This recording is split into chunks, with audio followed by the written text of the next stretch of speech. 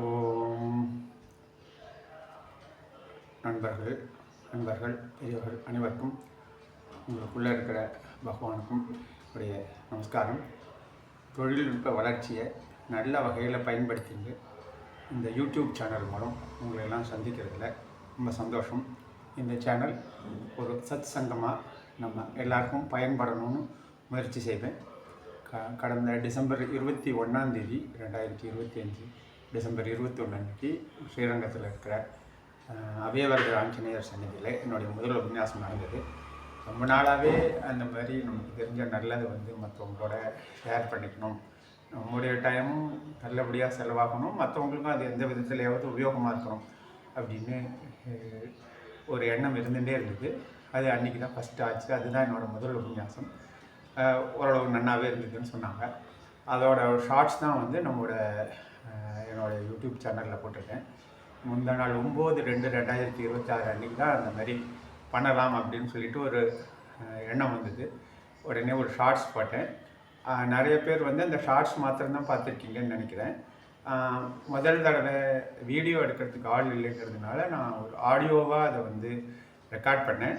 அந்த MP3 அப்புறமா MP4 convert பண்ணி அதையும் அப்லோட் பண்ணியிருக்கேன். அது என்னோடய சேனலில் ஷார்ட்ஸ்ன்ற ஹெட்டுக்கு பதிலாக வீடியோஸ்ன்ற ஹெட்டில் போனீங்கன்னா ஹரிச்சந்திர சரித்திரம்ன்ற ஹெட்டில் இருக்கும். 1 மணி 42 நிமிஷம் கிட்டத்தட்ட ஓடுறது.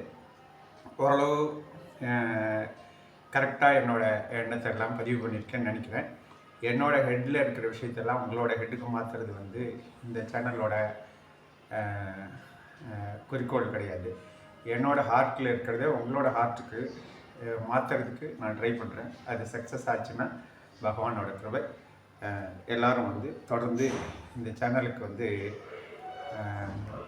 ஆதரவு அளிக்கணும்னு கேட்குறேன். எனக்கு ரொம்ப ரொம்ப ரொம்ப பிடிச்ச ஒரு ராஜா ஹரிச்சந்திரன். சத்தியத்துக்காகவே தன்னுடைய என்டையர் லைஃப்பையும் அர்ப்பணித்தான். சத்தியத்தை ஃபாலோ பண்ணிட்டு வந்தாங்கன்னா அவங்க வேறு கோயிலுக்கு போக வேண்டாம், சுவாமி கும்பிட வேண்டாம், வேறு எந்த இதுவும் செய்ய வேண்டாம். ஏன்னா அது பண்ணுன்னா அதுக்கு பின்னால் சத்தியத்துக்கு பின்னால் தர்மம் வந்துடும், அதுக்கு பின்னால் எல்லா நல்ல குணங்களும் வந்துடும். ஒரு மனுஷனை ஒரு விலங்கிலிருந்து வேறுபடுத்தி காமிக்கிறது எதுன்னா 3 விதமான விஷயங்கள். ஒன்று ஆத்ம குணம்ங்கிறது, போய் பேசாமல் இருக்கிறது, சத்தியம் பேசுறது, மற்றவங்களுக்கு ஹெல்ப் பண்ணுறது, ஹிம்சை பண்ணாமல் இருக்கிறது, இங்கே இருக்கிறது அங்கே போய் சொல்லி அங்கே இருக்கிறது இங்கே சொல்லாமல் அந்த மாதிரி கோல் சொல்கிற வேலையெல்லாம் செய்யாமல் இருக்கிறது, நம்மளால் முடிஞ்ச உதவி செய்கிறது, முடியலைன்னா அட்லீஸ்ட்டு தொந்தரவு கொடுக்காமல் இருக்கிறது. அதுதான் பாபா கூட ஹெல்ப் எவர் ஹர்ட் நெவர் அப்படின்னு சொல்லியிருக்காரு. அந்த ஹெல்ப் எவர் எப்போவும் நம்மளால் பண்ண முடியாமல் கூட போகலாம், பட் ஹர்ட் நெவருங்கிறது நம்மளால் எப்போவுமே ஃபாலோ பண்ண முடியும். அதுக்கான மனசும் அந்த கான்ஷியஸாக நம்ம அந்த மாதிரி இருந்தோன்னு சொன்னால் நிச்சயமாக நம்மளால் மற்றவங்கள ஹர்ட் பண்ணாமல் நம்மளும் ஹர்ட் ஆகாமல் இருக்க முடியும். அந்த மாதிரி ஒரு ராஜா தான் ஹரிச்சந்திரன். அவனோட கதையை இன்றைக்கி முதல் தடவை நான் சொன்னதில் எனக்கு ரொம்ப சந்தோஷம். அப்புறம் இந்த சேனல் ஆரம்பிக்கும்போது முறைப்படி நம்ம பிள்ளையார்கிட்டேருந்து ஆரம்பிக்கிறது தான் நம்முடைய சம்பிரதாயம். அதனால் வாரத்துக்கு 1 அல்லது 2 வீடியோஸ் ஒரு 15லேருந்து 20 நிமிஷத்துக்கு தாண்டாமல் இந்த மாதிரி தலைப்புகளில் நம்ம நான் என்னுடைய கருத்துக்களோட பகிர்ந்துக்கலான்னு நினைக்கிறேன். அதில் பல்வேறு வேறு நாயன்மார்கள் கதைகள், ஆச்சாரியார்களோட சரித்திரங்கள், ஆழ்வார்கள், முக்கியமான திருத்தலங்கள், சைவத்தலமாக இருந்தாலும் சரி, வைணவத்தலமாக இருந்தாலும் சரி, அது வேத சாஸ்திர விஷயங்கள், இலக்கியம், புராணம், இதில் போன எல்லா விஷயங்களையும் ஒரு நாளைக்கு ஒரு தடவையில் ஒரு டாப்பிக்கை டச் பண்ணி அது சம்பந்தமாக எனக்கு தெரிஞ்சதை நான் உங்களோட பகிர்ந்துக்கிறதுக்கு முயற்சி பண்ணலான்னு நினைக்கிறேன். வாரம் 1 அல்லது 2 மட்டும்தான் வரும், பயப்பட வேண்டாம்.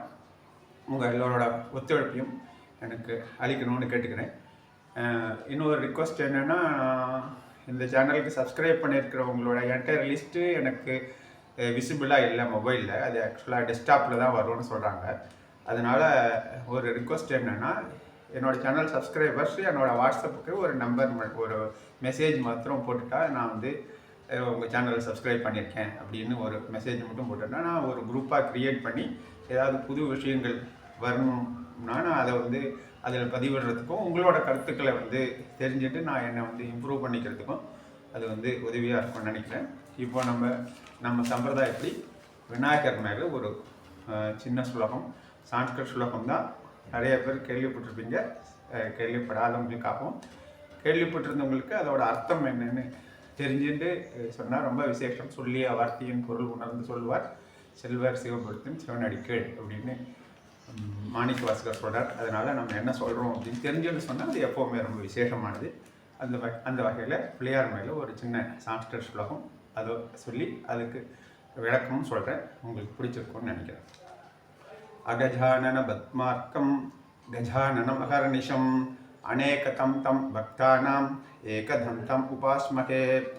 இது கேட்டால் கொஞ்சம் வித்தியாசமாக இருக்கும். அகஜானன கஜானன அநேகதந்தம் ஏகதந்தம் அப்படின்னு வருது.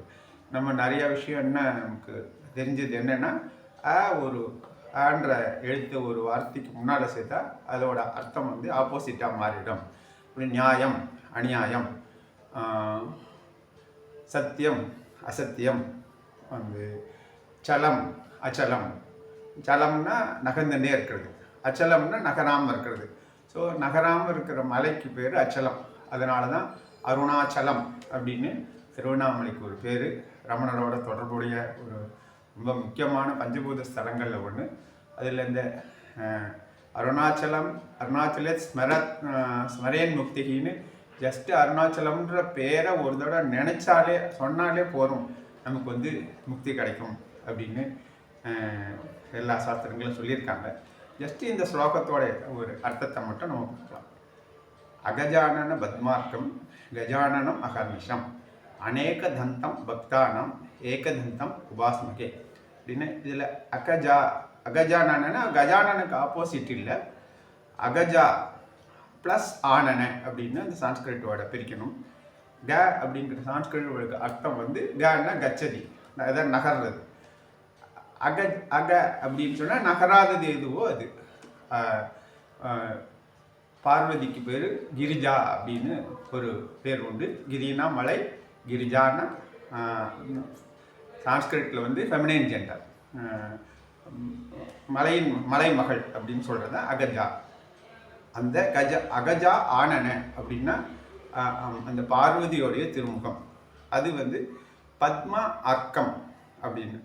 பார்வதியோடைய தாமரை போன்ற முகத்துக்கு அர்க்கம்னா சூரியன், சூரியனை போல பிரகாசமாக இருக்காராம். முகத்துக்கு வந்து ஒரு சந்தோஷத்தை கொடுக்குறது, தாமரைக்கு சந்தோஷத்தை கொடுக்குறதே வந்து சூரிய உதயம் வந்ததுன்னா ரொம்ப பளிச்சுன்னு அது வந்து தன்னை வந்து இதெல்லாம் விரிச்சுட்டு பெருசாகும், பூக்கும். அதே மாதிரி பார்வதி தேவியனோட முகத்துக்கு, தாமரை போன்ற முகத்துக்கு சூரியனை போல பிரகாசமாக இருப்பவரும். கஜானனம் அகர்நிஷம். கஜானனம்னா உங்களுக்கு தெரியும், கஜானன் அப்படின்னா யானை முகம் உடையவன் அப்படின்னு அர்த்தம். யானை முகத்தை கொண்டவருமான விநாயகரை. அகர்நிஷம் அப்படின்னா இரவும் பகலும். நிஷா அப்படின்னா ராத்திரின்னு அர்த்தம். அக அப்படின்னா பகல்னு அர்த்தம். இரவும் பகலும் வந்து நாங்கள் வணங்குகிறோம். இதில் என்ன விசேஷம்னா, நான் வணங்குகிறேன்னு இந்த ஸ்லோகத்தில் இல்லை, நாம் வணங்குகிறோம்னு தான் இருக்குது. அதே மாதிரி அநேக தந்தம் ஏகதந்தம் அப்படின்னா, ஏகதந்தம்னா ஒரே ஒரு தந்தம் இருக்கிற விநாயகர் தெரியும், யானை அப்படின்னு தெரியும்.